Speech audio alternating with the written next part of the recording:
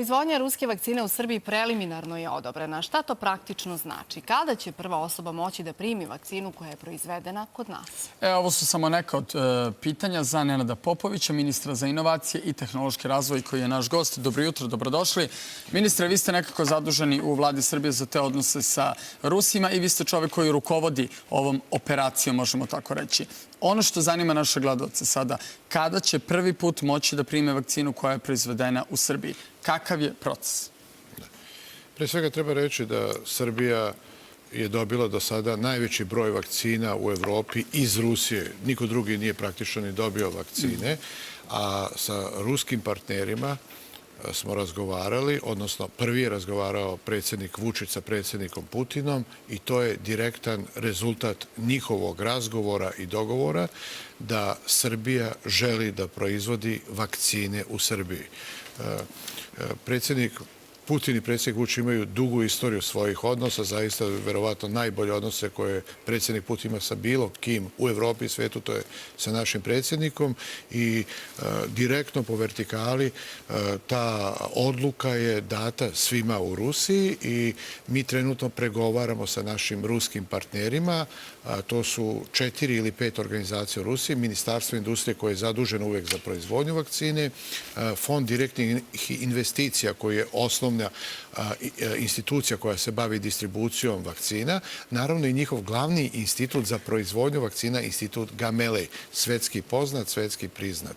I kao rezultat toga već je delegacija u četvrtak i petak prošli bila ovde ruskih partnera u poseti institutu Torlak i što je veoma važno, oni su pogledali kapacitete i tehnološko-tehničke kapacitete i zaista su prijatno iznenađeni. Mnogo su više videli i misle da Srbija ima mnogo veći potencijal nego što su oni očekivali. A kad počinje proizvodnja? Da, a posebno samo da dodam su zadovoljni stručnim kadrovima u Torlaku, ljudima koji zaista imaju dobro iskustvo i očekujemo da prva faza proizvodnje vakcina u Srbiji koja bi u sebe uključivala transport glavne supstance iz Rusije, punjenje, potpuno tehnološki proces punjenja koji je veoma zahtevan jer mora biti po najvišim svetskim standardima, pakovanje i distribuciju u Srbiji i ovdje u regionu očekujemo da započne za oko 3 meseca.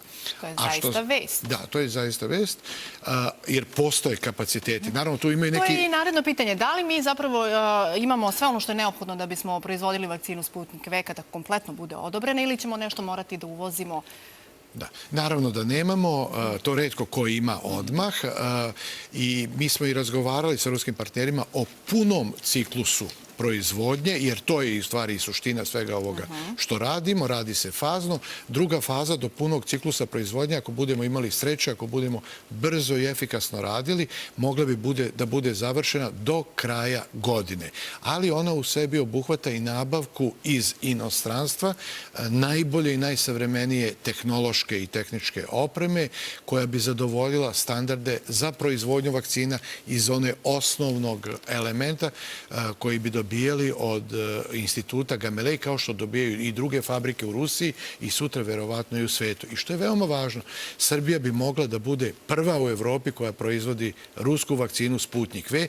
Vidite, trenutno je zaista bukvalno rat za vakcine, a Nemačka, Austrija, Mađarska, Češka i još nekoliko zemalja su već izrazile želju, čekaju spremni kao puške da i oni pokušaju da proizvode istu tu vakcinu Sputnik V kod sebe u svojim zemljama. Koje ćemo količine proizvoditi, gospodine Popović? O tome se tek razgovara. Mi očekujemo da narednih 10-ak dana dođe druga ekipa stručnjaka iz Rusije koja bi sagledala dublje tehnološke... Jesu milioni u pitanju ili... Sigurno su milioni. Hoće biti za izvoz? Naravno. Kada govorimo o tome i ideja i naših partnera iz Rusije je bila, ako žele da daju sve Srbiji, da Srbija bude glavni centar za distribuciju ovde u ovom delu Evrope, ali što je važno, mi ovim vraćamo i farmaceutski, odnosno suverenitet u proizvodnji vakcina. Srbija je davno imala i bila jedna od najboljih u celom ovom delu Evrope. Siguran sam ukoliko uspijemo da ćemo ponovo imati to liderstvo i u proizvodnji vakcina za celu jugoistočnu Evropu, a možda i za celu Evropu. Svi smo negde komentarisali kada je počela cela ova epidemija kako bi bilo dobro da Torlak može da proizvodi vakcinu. Spomenuli ste dve faze. Prva faza za jedno 3 meseca, druga faza krajem godine. I da li je to to? Da li to znači da je taj proces potpuno završen i da ćemo mi krajem godine moći da proizvodimo vakcinu? Jesam ja dobro razumela? Dobro ste razumeli. Ukoliko budemo uspeli da nabavimo svu neophodnu opremu iz inostranstva. Za tu opremu je sada rad. Sami su nam Rusi rekli, oni deo proizvode sami, ali deo uvoze iz Nemačke, iz Francuske. Nešto što su ranije čekali od 6 do 8 meseci, sada čekaju po 2 do 3 godine. Mašine su sporne. Da, oprema je, rat je za tu opremu takođe kao što je i za vakcine, ali kažem, trudit ćemo se maksimalno. Predsjednik Vučić je dao nalog da moramo sve da uradimo. On će se sam lično uključiti u ovaj proces i siguran sam da ćemo stvarno uložiti maksimalne sile i energiju da to i ostvarimo. Biće teško, ne možemo da garantujemo 100%, ali borit ćemo se i verujemo da ćemo do kraja godine imati punu proizvodnju vakcine u Srbiji. Vakcine su postale geopolitičko pitanje. Ne samo vakcine, nego generalno nabavka opreme za koronavirus. Neko hoće Ruse, neko hoće Kineze, neko hoće Pfizer i tako dalje. Mi smo jedna od retkih zemalja u svetu koja ima sve tri. Možemo da biramo čime želimo da se vakcinišemo. Kada je u pitanju odnos sa Rusijom, sastanak sa Borisovim, kako ste zadovoljni, kako je prošao? Da.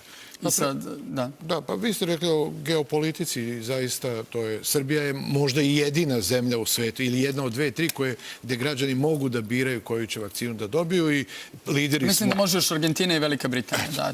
Zamislite, jedna mala Srbija i to izaziva, danas je predmet stvarno analiza svih evropskih zemalja, sveta i tako dalje. A jučerašnji dolazak potpredsjednika ruske vlade, gospodina Borisova, je u stvari, on je jedan od najbližih saradnika predsjednika Rusije Putina i predsjednik Putin je želeo da pokaže svoj odnos prema Srbiji i prema predsjedniku Vučiću time što je delegirao da baš na naš najveći praznik državni Sretenje njegov jedan od najbližih rukovodilaca u vladi Rusije dođe, bude ovde sa nama, bude na naš praznik. To pokazuje i odnos prema Srbiji, prema bratskom srpskom narodu, prema našem predsjedniku, ali ono što daje isto tako platformu i za odnose u budućnosti. Mi želimo, i o tome smo jučer razgovarali, veoma konkretno. Predsjednik je predsjedavao jednom sastanku, na drugom smo mi bili u mešovitom komitetu između Rusije i Srbije. Govorili smo zaista o konkretnim projektima. Želimo da povećamo trgovinski obrt sa Rusijom u sljedećih 5 do 7 godina nekoliko puta. Postoji ogroman potencijal. Postoji potencijal za izvoz naših proizvoda u Rusiju koji još uvijek nije dovoljno iskorišćen, koji će biti bolji, ali također postoji zaista veliki potencijal za ruske investicije. Vidite, železnica, pruga Novi Sad, Beograd, Bože zdravlja, sigurno će biti do nove godine i putovat ćemo do Novog Sada vozom 27 minuta. Govori se o novoj pruzi ka Valjevu, nova pruga od Valjeva ka Vrbnici, ka granici sa Crnom Gorom. Govori se o pruzi Beograd-Niš. Potencijal za saradnju sa Rusijom je veliki. Nedavno je 1. januara je predsjednik Vučić otvorio gasovod, Balkanski tok.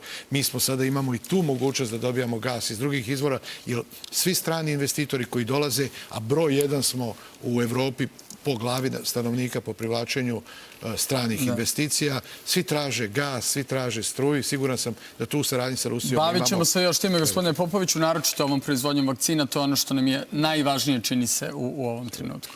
Hvala vam mnogo. Hvala mnogo. U sljedećem satu Marijana je sama. Ja ću biti na drugoj lokaciji. Ali ćeš se javiti tako da ćeš biti ovdje. Da. Ostanite i dalje uz nas. Idemo na kratku pauzu.